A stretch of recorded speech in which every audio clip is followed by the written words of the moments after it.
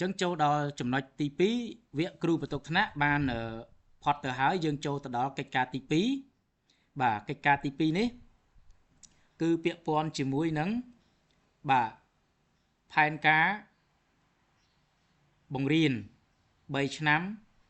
1ឆ្នាំនិង3ខែរបស់គ្រូមុខវិជ្ជាបាទកិច្ចការទី6អញ្ចឹងកិច្ចការទី1រួចហើយរំលងកិច្ចការទី2ទី3ទី4ទី5បាទនេះយើងចូលទៅដល់ការធ្វើផែនការ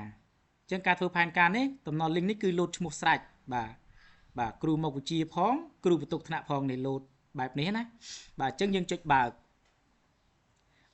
មកគឺទំព័រមុខនេះបាទលោកគ្រូអ្នកគ្រូបាទអាចកែបានក៏បានមកកែនៅកន្លែងសម្គាល់ថ្នាក់នេះក៏បានដែរបាទអញ្ចឹងយើងចាប់ផ្ដើមចូលទៅត្រង់ចំណុចសម្គាល់នៅកន្លែងនេះបាទអញ្ចឹងនៅសម្គាល់កន្លែងនេះគឺខ្ញុំសូមបដោតតែមុខវិជ្ជាមួយថ្នាក់សិនបាទមួយថ្នាក់សិនបាទមុខវិជ្ជាមួយថ្នាក់អញ្ចឹងយើងមកមើលនៅទំព័រមុខមកបាទអញ្ចឹងបើសិនបើលោកគ្រូអ្នកគ្រូបរៀនតែមួយមុខទេលោកគ្រូអ្នកគ្រូត្រូវកែបាទត្រូវកែគឺនៅកន្លែងណាគឺយើងឃើញសញ្ញាគៀននៅរ៉ូលណាបាទនេះលេខ29នេះបាទហើយយើងយកសញ្ញាព្រួញបាទមកខាងស្ដាំនេះកន្លែងសញ្ញាព្រួញលើក្រោមឆ្វេងស្ដាំនេះគឺលោកគ្រូប៉ះមកគឺវាលោតទេបាទលោតកន្លែងនេះគឺយើងកែមកបើសិនបើលោកគ្រូអ្នកគ្រូបរៀនតែមុខវិជ្ជាភាសាខ្មែរទេដូរ font កែមកដាក់ថាភាសាខ្មែរបាទនេះភាសាខ្មែរអញ្ចឹងបើសិនបើលោកគ្រូអ្នកគ្រូបរៀនកិច្ចព្រមព្រៀងបាទផែនការមុខវិជ្ជាបាទមុខវិជ្ជាថ្នាក់ណាខ្លះអញ្ចឹងលោកគ្រូអាចចូលមកនេះទៅកន្លែងលេខ27នេះហើយយើងយកសញ្ញាព្រួញរំកិលនឹងមកបាទមកកែកន្លែងនេះគឺ double click មកបាទ double click ឬក៏ enter ហ្នឹងគឺយើងឲ្យកែអញ្ចឹងយើងបើកវងកញ្ចក់អញ្ចឹងបើខ្ញុំបរៀនថ្នាក់ទី12 2ថ្នាក់អញ្ចឹងខ្ញុំដាក់12ថ្នាក់ AB បិទវងកញ្ចក់ដកឃ្លាយកសរសេរពាក្យនឹងបាទនឹងបាទថ្នាក់ទី10បាទយើងដាក់មកថ្នាក់ទី10បាទទី10ប៉ុន្តែទី10ថ្នាក់ណាខ្លះគឺខ្ញុំថ្នាក់ AC បាទបិទវងកញ្ចក់ប៉ុណ្ណឹងមកយើង enter បាទនេះបាទចំពោះលេខទូរស័ព្ទអីហ្នឹងគឺយើងត្រឹមត្រូវហើយយើងមិនចាំបាច់កែប្រែទេអញ្ចឹងយើងចូលទៅកន្លែងសម្គាល់បាទសម្គាល់អញ្ចឹងកន្លែងសម្គាល់នេះគឺអញ្ចឹងផែនសម្គាល់គឺកន្លែងនេះសំខាន់សម្គាល់មួយផែនការមុខវិជ្ជា3ឆ្នាំ1ឆ្នាំត្រីមាសទី1ត្រីមាសទី2ត្រីមាសទី3គឺសម្រាប់តែថ្នាក់មួយទេអញ្ចឹងលោកគ្រូចង់បន្តទៅថ្នាក់បន្តទៀតលោកគ្រូ copy ទៀងប្រមាណចំណុចនេះយកពាក្យ duplicate ហ្នឹងគឺទៅកាន់តំណ link ទៅកាន់ sheet បន្ទាប់ទៀតបាទអញ្ចឹងលោកគ្រូធ្វើថ្នាក់បន្ទាប់ទៀតទៅខ្ញុំធ្វើតែសម្រាប់មួយថ្នាក់ជាគូសិនអញ្ចឹងខ្ញុំបដោតទៅលើថ្នាក់ទី12បាទ12 B បាទខ្ញុំបដោតទៅលើទី12 B សិនអញ្ចឹងដើម្បីដឹងសិស្សខ្ញុំទី12 B មានប្រមាណនេះខ្ញុំមានទិន្នន័យដើមឆ្នាំនៅកន្លែងនេះខ្ញុំគ្រាន់តែច្រោះកន្លែងនេះដាក់12 B មកបាទ12ដាក់12 B មកបាទអញ្ចឹងទិន្នន័យថ្នាក់ A នេះវានឹងរត់ទៅថ្នាក់ B បាទនេះយើងមានទិន្នន័យដើមឆ្នាំណាអញ្ចឹង40 23អញ្ចឹងខ្ញុំយកលេខ40 23មកដាក់កន្លែងបាទបញ្ជីឈ្មោះសិស្សសរុបនេះដាក់មក40ពេលយើងសេលេខ40គឺវាលោតបាទហើយ20 23បាទនេះអញ្ចឹងគេបានបញ្ជាក់ហើយបាទបញ្ជាក់នៅកន្លែងនេះគឺយើងកែទៅឈ្មោះសាលាយើងមកនាយកសាលាយើងមកប្រធានគណៈកម្មការបើយើងអត់ទាន់មានទេគឺយើងលុបចោលសិនទៅចាំមានយើងដាក់បញ្ចូលហើយគ្រូបន្ទុកថ្នាក់ដែលយើងធ្វើផែនការមុខវិជ្ជាហ្នឹងតើគ្រូបន្ទុកថ្នាក់ទី12 B នឹងឈ្មោះអីអញ្ចឹងឈ្មោះខ្ញុំដដែលទេបាទមិនន័យថាខ្ញុំដើរតួនាទីជាគ្រូបន្ទុកថ្នាក់ផងជាគ្រូមុខវិជ្ជាផងប៉ុន្តែអ្វីដែលយើងកំពុងតែធ្វើនេះគឺគ្រូមុខវិជ្ជានៅក្នុងថ្នាក់ហ្នឹងបាទខ្ញុំធ្វើទៅលើមុខវិជ្ជាភាសាខ្មែរបាទដែលយើងមានគ្របសភៅនេះគឺភាសាខ្មែរបាទអញ្ចឹងលេខខាងក្រោមនេះគឺជាសំណាក់បាទសំណាក់បញ្ជាក់ថាឆ្នាំទី1កាល2023នេះគឺសិស្សដែលមានចំនួន40នាក់នេះគឺគេកំណត់គោលដៅឲ្យជាប់នីតិ ABC បាទ17%ប បាទ2024ជាប់24%ពី2025ជាប់40%ពី2026 52 2027គឺ66 2028 80%សម្រាប់សិស្ស40នាក់បាទ40នាក់ដែលគេកំណត់នេះយក ABC ប៉ុន្តែប្រសិនបើសិស្ស50នាក់ ABC ហ្នឹងក៏វាប្រែប្រួលទៅតាមនឹងដែរបាទអញ្ចឹងបញ្ជាក់ខ្លីប៉ុណ្ណឹងអញ្ចឹងយើងចាប់ផ្ដើមចូលទៅធ្វើផែនការរបស់យើងបាទនេះកន្លែងនេះគឺយើងកែមកដាក់អីគេបាទខ្ញុំដើមវិញគឺដើរទី 12B សិនបាទអញ្ចឹងខ្ញុំមុខវិជ្ជាខ្ញុំស្រេចបាទនេះសិស្សសរុបមិញគឺ40បាទ23នេះបាទនេះលេខទូរស័ព្ទខ្ញុំស្រេចនៅទីនេះអញ្ចឹងយើងចាប់ផ្ដើមធ្វើផែនការនៅកន្លែងនេះគឺយើងត្រូវដូរប្រសិនបើមុខវិជ្ជាផ្សេងក្រៅពីខ្មែរកន្លែងនេះគឺត្រូវដូរបាទត្រូវដូរទៅមុខវិជ្ជារបស់លោកគ្រូនេះភាគរយកន្លែងនេះគឺដូរបាទនេះគឺជាផែនការ3ឆ្នាំអញ្ចឹង3ឆ្នាំគឺយើងបំពេញតែករណីទី1ទេសម្រាប់ដើមឆ្នាំគឺយើងយកលេខមូលដ្ឋានរបស់យើងដល់ពេលចាំឈុំលេខទី2ចាំយើងយកលេខមកបញ្ចូលនៅកន្លែងចំនួននេះវានឹងលូតភាគរយបាទអញ្ចឹងខ្ញុំទៅរកលេខដែលខ្ញុំបានធ្វើតេស្តលទ្ធផលចេញហើយនៅក្នុងថ្នាក់ទី 12B អញ្ចឹងខ្ញុំមានទិន្នន័យស្រេចអញ្ចឹងនេះមុខវិជ្ជាភាសាខ្មែរអញ្ចឹងខ្ញុំគ្រាន់តែ copy ជូននេះយកពាក្យ copy ខ្ញុំយកមកដាក់កន្លែងមុខវិជ្ជា3ឆ្នាំនេះកន្លែងនេះខ្ញុំគ្រាន់តែ control C អក្សរ V បានថា pass special ចេញលេខមកតែម្ដងអូខេអញ្ចឹងខ្ញុំត្រូវធ្វើផែនការរបស់ខ្ញុំហ្នឹងគឺទៅសម្រេចបាទ52%បាទ52%ទោះបីផែនការរបស់ខ្ញុំបានតែ30%ប៉ុន្តែត្រូវសម្រេច40%ក៏ពិតមែនប៉ុន្តែសាលាខ្ញុំជាសាលាកំពុងតែស្ថិតនៅក្នុងបញ្ជីជាប់ស្តង់ដារសាលាគំរូអញ្ចឹងនៅក្នុងឆ្នាំ2026នេះគេឲ្យអនុវត្ត 52% អញ្ចឹងខ្ញុំត្រូវតែដើរនៅក្នុងក្រុមគោលដៅឆ្នាំទី4គឺ2026 52% នេះគឺសាលាជាប់ស្តង់ដារមិនចេះសាលាអត់ជាប់ស្តង់ដារទេគឺបើ30អញ្ចឹងបាទត្រូវសម្រេចគោលដៅ40% បាទ40% បាទប៉ុន្តែខ្ញុំអត់និយាយក្រៅទេខ្ញុំនិយាយតែកិច្ចការងាររបស់ខ្ញុំទេអូខេអញ្ចឹងខ្ញុំបានលេខមូលដ្ឋាននឹងហើយខ្ញុំយកលេខមូលដ្ឋាននេះ copy ទៅប្រើប្រាស់នៅផែនការ1ឆ្នាំបាទនេះផែនការគ្រូមុខវិជ្ជា1ឆ្នាំអញ្ចឹងដាក់លេខសិស្សមក40កន្លែងនេះគឺ23បាទអញ្ចឹងកន្លែងនេះគឺទី 12B ខ្ញុំកែហើយខ្ញុំយកជាសាច់ការតែម្ដងបាទគ្រូបង្រៀនគឺខ្ញុំនេះមុខវិជ្ជាភាសាខ្មែរភាគរយបកខ្មែរស្រេចអូខេអញ្ចឹងខ្ញុំយកលេខមូលដ្ឋាននឹងយកមកផាសនៅកន្លែងនេះនេះ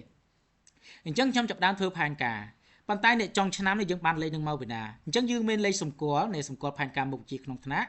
យើងយកជួក្រុមបាទឆ្នាំទី5ឆ្នាំទី4បាទនេះ2026អញ្ចឹងខ្ញុំយកភាគរយនេះបាទភាគរយដែលយើងសិតសិស្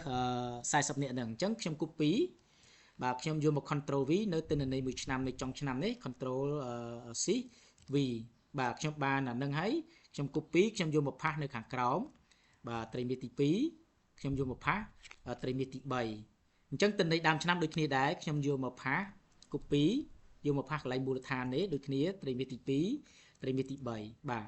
អញ្ចឹង3ត្រីមាសនេះគឺផែនការបង្រៀន1ឆ្នាំបាទអញ្ចឹងយើងចាប់ផ្ដើមធ្វើផែនការ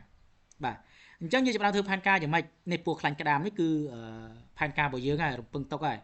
អញ្ចឹងយើងដឹងថាលេខរបស់យើងគឺ30%អញ្ចឹងយើងដើរនៅក្រុមគោលដៅឆ្នាំទី4គឺ52%បាទនេះខ្ញុំសម្រេច ABC អញ្ចឹងយើងផ្ដើមធ្វើផែនការឡើងការធ្វើផែនការឡើងនេះយើងមានរឿងពីរទី1ប្រសិនបើនីតិ ABC 0ប៉ុន្តែ DEF បាទមានលេខច្រើនយើងត្រូវតែធ្វើផែនការរំលាស់ពីនីតិ F ទៅកាន់នីតិ E និង D បាទចាំចូលដល់ឆមាសទី2ចប់ឆមាសទី1ចូលឆមាសទី2នៅក្នុងត្រីមាសទី3ចាំយើងរំកិលនីតិ ABC ឡើងបន្តិចម្ដងដល់ចុងក្រោយអញ្ចឹងខ្ញុំចាប់ផ្ដើមអនុវត្តអូខេអញ្ចឹងខ្ញុំ copy លេខនេះមកធ្វើសំណាកបាទអញ្ចឹងខ្ញុំចាប់ផ្ដើមអញ្ចឹងខ្ញុំចាប់ផ្ដើមរក្សា 30% នីតិ ABC ដដែលប៉ុន្តែខ្ញុំរំលោះបាទរំលោះ3អញ្ចឹងនៅសល់13បាទ13ចុក3នាក់ទៀតខ្ញុំរំកិលមកកន្លែងនីតិ D ឲ្យបាន6នាក់បាទអញ្ចឹងសរុបមកគឺ40ដូចគ្នាឃើញទេអញ្ចឹងយើងចាប់ផ្ដើមធ្វើផែនការបន្តទៀតចំពោះខែអូនៅខាងលើសំទោសខ្ញុំសូមលុបនេះចោលបាទមកដាក់នេះវិញបាទនេះត្រីមាសទី1បាទអូខេអញ្ចឹងនៅត្រង់ចំណុចនេះយើងចាប់ផ្ដើមធ្វើផែនការបាទផែនការ ផែនការគឺយើងរំពឹងទុកហើយណាយើងថយ F ពី16នៅ13ប៉ុន្តែខែធ្នូនេះគឺលេខជាក់ស្ដែងប៉ុន្តែលេខជាក់ស្ដែងមិនបំពេញមួយខែម្ដងទេគឺ3ខែយើងទៅសំសិភៅដែលយើងព្រីនចេញនេះដើមឆ្នាំនេះទៅចម្លងចូលបាទចម្លងចូលហើយយើងចែកជាភាគរយដាក់ចូលកន្លែងនេះប៉ុន្តែបើខ្ញុំមានប្រព័ន្ធអញ្ចឹងពេលដែលខ្ញុំដាក់លេខអញ្ចឹងទៅវាលុតភាគរយស្រេចតែម្ដងបាទអញ្ចឹងនៅក្នុងដើមឆ្នាំនេះយើងអត់ទាន់បំពេញលេខជាក់ស្ដែងទេយើងធ្វើផែនការបំពេញលេខពណ៌ខ្លាញ់ក្តៅនៅដែលកំណត់ជូនហ្នឹងអញ្ចឹងខ្ញុំចាប់ដើមទៅដល់ខែមករាបាទខែមករាអញ្ចឹងខែមករានេះខ្ញុំរំលោះពី13ត្រឹម10នាក់អញ្ចឹង3នាក់ទៀតខ្ញុំនៅណាមកនៅកន្លែងនេះអញ្ចឹងវាត្រូវ12បាទអញ្ចឹង40អូខេខ្ញុំរំលោះបាទអញ្ចឹងខ្ញុំរំលោះបន្តទៀតបាទខ្ញុំរំលោះបន្តទៀតមកដល់ខែកុម្ភៈអញ្ចឹងខែកុម្ភៈនេះគឺជាខែប្រឡងឆមាសអញ្ចឹងអាចនឹងទិន្នន័យឬក៏លទ្ធផលល្អហើយមែនទេយើងគិតថាយើងបានបង្រៀនពីខែវិច្ឆិកាពីខែធ្នូពីខែមករាហើយមកដល់ខែឆមាសនេះឬក៏លទ្ធផលឆមាសនេះអាចនឹងលទ្ធផលល្អប្រសើរអញ្ចឹងបើយើងគិតថាយើងអាចជួយ10នាក់បានទេយើងຕົកសិនយើងរំកិល12នាក់បាទ12នាក់ឬរំកិលប្រហែលថានៅសល់6បាទ6ទៀតនៅ12នៅកន្លែងនេះមកបាទនេះ40បន្ទាប់មកគឺយើងចាប់ផ្ដើមធ្វើផែនការរំកិលទៀតដែរបាទយើងគប់ពីខែកុម្ភៈមកបន្តខែមីនាបាទនេះ Ctrl V មកប៉ុន្តែលេខដែលខ្ញុំ Ctrl V នេះគឺលេខខែកុម្ភៈទេប៉ុន្តែយើងត្រូវសង់លេខហ្នឹងធ្វើផែនការបន្តអញ្ចឹងយើងរំលោះ9 10នេះឲ្យនៅ8ទៅចុះ2ទៀតទៅនៅណា2ទៀតយើងអាចគិតថាឡើងទៅនីតិ B ទៅ2មកបាទឃើញទេយើងចាប់ដើមរំលោះទៀតដែរយើងទៅទៀតបាទរំលោះពីប្រមាណពី12នេះនៅ10នេះឡើងមកឡើងនេះ14ហ្នឹងមកអូខេ14ខ្ញុំចាប់ដើមរំលោះទៀតដែរបាទរំលោះទៀតដែរទៅខែឧសភាបាទប៉ុន្តែមេសានិងឧសភានេះយើងដឹងហើយថាជាលទ្ធផល2បូកបញ្ចូលគ្នាទេអញ្ចឹងយើងដាក់លេខដដែលទៅអូខេអញ្ចឹងយើងចាប់ដើមទៅសង់លេខខែមិថុនាបាទអញ្ចឹងមិថុនាដែលខ្ញុំផាសនេះគឺជាលេខខែមករាមេសានិងឧសភាទេអញ្ចឹងយើងចាប់ដើមធ្វើផែនការឡើងអញ្ចឹងរំកិលអានេះនៅសល់ 5% មកសុំសូ5នាក់ប៉ុន្តែយើងមើលទិន្នន័យមិញគឺប្រហែល8អញ្ចឹង3នាក់ទៀតទៅនៅណាអញ្ចឹងយើងចង់ឲ្យ3នាក់ទៀតទៅណាទៅឡើងទៅនីតិសេទៅបាទអាចឡើង3នាក់ទៀតឡើង17បាទនេះ17យើងមើលភាគរយនៅក្នុងនីតិ ABC របស់យើងឡើងមកហើយនេះឡើង48ហើយ48ប៉ុន្តែក្រុមគោលដៅរបស់យើងគឺ52អញ្ចឹងយើងរំកិលទៀតដែរយើងរំកិលបាន2ខែទៀតអូខេយើងរំកិលទៀតមកចាប់ដើមរំកិលចូលដល់ខែកក្កដាអញ្ចឹងកក្កដានេះយើងគិតតែ5នាក់យើងបដិញ្ញាចិត្តទៅ0អញ្ចឹង5នាក់ទៅនៅណាបាទ5នាក់ទៀតនៅកន្លែងនេះដាក់15បាទដាក់15មកបាទនេះយើងរំកិលទៀតទៅយើងបាន ISO ហើយតោះយើងទៅហើយយើងចាប់ដើមរំលោះហើយរំលោះដល់ទៅ15នេះនៅសល់តែ10អញ្ចឹង5នាក់ទៅនៅណានៅកន្លែងនេះក៏បានដែរបាទ7យើងចាប់ដើមមើលមកផែនការរបស់យើងបានប៉ុន្មានភាគរយ60%នេះក្រុមគោលដៅរបស់គេឲ្យយើងសម្រេច 52% ទេបាទឃើញទេអានេះគ្រាន់តែជាផែនការរបស់យើងទេណាប៉ុន្តែលទ្ធផលជាក់ស្ដែងគឺនៅកន្លែងនេះចាំយើងពិនិត្យមើលថាតើផែនការរបស់យើងនឹងកើនឬក៏ថយបាទបើកើននៅក្នុងនីតិ ABC បើថយនៅក្នុងនីតិ S ឬក៏យ៉ាងណាបាទនេះចប់ផែនការមួយឆ្នាំអញ្ចឹងចូលដល់ផែនការត្រីមាសបាទផែនការត្រីមាសនេះគឺយើងគ្រាន់តែ copy នីតិ A នេះមកដល់សរុបនេះមកបានន័យថានេះនៅក្នុងត្រីមាសទី1យើងគ្រាន់តែ copy យើងមកផាសនៅក្នុងត្រីមាសទី1នេះពី A នេះមក Ctrl V យើងប្រកាសជា load ចេញអង់គ្លេសអញ្ចឹងហើយប៉ុន្តែដោយសារអីដោយសារយើងអត់ទាន់បានបំពេញចំនួនសិស្សមិញគឺ40យើងដាក់40គឺលេងឲ្យលេង load ដែរគឺ20 23ឃើញទេបាទនេះអញ្ចឹងចាំដល់ខែធ្នូលទ្ធផលយើង print ចេញចាំយើងបង់លេខចូលកន្លែងនេះមកមករាបង់លេខចូលមកកុម្ភៈបង់លេខចូលមកយើងទៅ copy ត្រីមាសទី2នៅក្នុងផែនការមួយឆ្នាំយើង copy កន្លែងហ្នឹងមក copy យកមកដាក់ត្រីមាសទី2នេះកន្លែងនេះ Ctrl V ប៉ុន្តែលេខ load អង់គ្លេសអញ្ចឹងយើងដាក់កន្លែងណាសិស្សសរុប40ឃើញ load មកហ៎បាទ20 23ប៉ុន្តែកន្លែងនេះគឺថ្នាក់ទី12B បាទកន្លែងនេះយើងកែឲ្យមកបាទន័យថាយើងហើយមកថ្នាក់ឥឡូវហើយបាទ12B បាទត្រីមាសទី3យើងទៅចម្លងទិន្នន័យមួយឆ្នាំនៅក្នុងជួរប្លុកជួរទី3យកមកដាក់ត្រីមាសទី3អូខេយើងយកកន្លែងនេះ Ctrl V បាទហើយកែកន្លែងនេះថែមបានន័យថា40សិស្សសរុប20 23បាទនេះបាទអញ្ចឹងពួរនេះអត់អីទេពួរនេះគឺយើងបដូរបានចំនួនកន្លែងនេះយើងគ្រាន់តែ copy ជូទិន្នន័យទទេនេះបាទហើយយកមកផាសសំទោសអានេះគឺចងចាប់ខ្ញុំដាក់លេខ0អូខេអត់អីទេcopy select អញ្ចឹងខ្ញុំដូរពណ៌បានអត់ដាក់0ដាក់ទិន្នន័យសអូអត់បានទេអត់បានខ្ញុំ copy ចេះអត់ទេអានេះគឺពណ៌អត់អីទេយើងអាចផ្លាស់ប្ដូរបានពេលក្រោយណាអត់អីអត់ចោតជាបញ្ហាទេបាទអញ្ចឹងចប់ហើយគឺបានន័យថានេះគឺអ្វីដែលខ្ញុំកំពុងតែធ្វើនេះគឺសម្រាប់ថ្នាក់ទី 12B លើមុខវិជ្ជាភាសាខ្មែរអញ្ចឹងអានឹងគេហៅថាផែនការគ្រូមុខវិជ្ជានៅក្នុងថ្នាក់1បាទអញ្ចឹងពេលដែលលោកគ្រូត្រូវការធ្វើតំណ link បន្តទៅថ្នាក់បន្ទាប់លោកគ្រូរាប់មកកិច្ចការងារដែលយើងត្រូវ copy duplicate គឺមានចំណុចខ្លះទី1គឺសម្គាល់ទី2ផែនការ3ឆ្នាំទី3ផែនការ1ឆ្នាំទី4ត្រីមាសទី1ទី5ត្រីមាសទី2ទី6ត្រីមាសទី3អញ្ចឹងយើងចាប់ផ្ដើមពីត្រីមាសទី3ក៏បានប៉ះคลิกពណ៌ Q ឯងបន្ទាប់មកយើងយកម៉ៅដៃយើងទៅប៉ះលើ control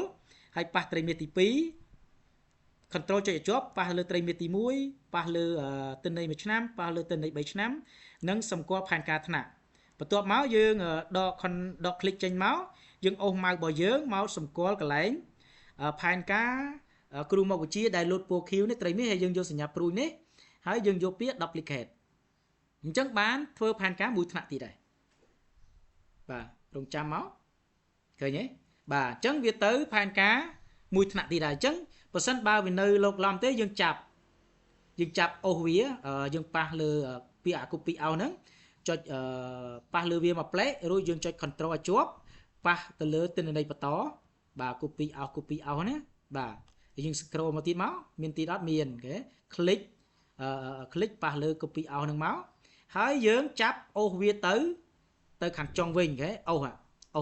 អូសទៅខាងចុងកិច្ចការងាររបស់យើងត្រីមាសទី2ចេញត្រីមាសទី3មួយទៀតនេះអូខេនេះត្រីមាសទី3យើងប្រឡែងមកបានន័យថាអានេះត្រីមាសទី3យើងអូសមកដោយសារវាអត់ផុតអូខេខ្ញុំអូសទៀតអូសឲ្យនៅលំដាប់អញ្ចឹងនៅកន្លែងនេះគឺយើង double click យើងកែមកយើងដាក់អីគេយើងធ្វើផែនការថ្នាក់ណា 12B បាទហើយយើងដាក់សញ្ញាដកឃើញទេ 12B ដាក់សញ្ញាដកមកកន្លែងនេះផែនការ3ឆ្នាំ double click rename វាមកដាក់ខាងមុខផែនការហ្នឹងគឺ 12B ខាងមុខនេះយើង rename មកដាក់ថែមផែនការ 12B ផែនការ1ឆ្នាំនេះផែនការត្រីមាសទី1 12B ត្រីមាសទី2 12B ត្រីមាសទី3បាទ 12B បាទអញ្ចឹងចប់ហើយយើងចាប់ដើមទៅធ្វើផែនការមុខវិជ្ជានៅថ្នាក់ផ្សេងទៀតអញ្ចឹងនៅកន្លែងនេះយើងរៀបតាមលំដាប់វាទៅមានពាក្យសម្គាល់3ឆ្នាំ1ឆ្នាំត្រីមាសអញ្ចឹងយើងចាប់ដើមអូសលំដាប់មកកន្លែងណាពាក្យសម្គាល់មានអត់អានេះសម្គាល់នេះសម្គាល់យើងធ្វើផែនការថ្នាក់អីឧទាហរណ៍ថាខ្ញុំធ្វើផែនការថ្នាក់ទី 10C អញ្ចឹងយើងសរសេរលេខ10ដាក់អក្សរ C សញ្ញាដកអូខេបាទអញ្ចឹងយើង rename វាហើយទៅបាទយើង copy វាហើយមកនេះ select មកសរសេរឆៅក៏បានដែរសេផ្ទាល់ double click យើងលុបពាក្យ copy out នឹងមក control V 10C កន្លែងនេះcontrol V 10C control V 10C បាទ control V ត្រីមាសទី2ណាបាទ 10C បាទ 10C កន្លែងនេះ control V ដេមកបាទបញ្ជាក់ 10C បាទអញ្ចឹងយើងបានតំណ link យើងបានកិច្ចការយើង duplicate បានថ្នាក់ទី 10C ហើយអញ្ចឹងយើងមកកន្លែងសម្គាល់ថ្នាក់ទី 10C អញ្ចឹងកន្លែងនេះយើងបដូរទៅជា 10C អញ្ចឹងទៅបាទ 10C បាទ 10C ហើយកន្លែងនេះទិន្នន័យសិស្សយើងត្រូវតែប្រែប្រួលហើយគ្រូបន្ទុកថ្នាក់ 10C យើងត្រូវស្គាល់គាត់ថាពេលណាគេឧទាហរណ៍ថា 10C គ្រូបន្ទុកថ្នាក់គឺបាទជឹមសុថាតបាទប្រធានគណៈកម្មការនៅក្នុងថ្នាក់ 10C យើងចម្លងឈ្មោះគាត់ចូលមកបាទហើយលេខទូរស័ព្ទបាទយើងប្រែប្រួលនៅកន្លែងហ្នឹង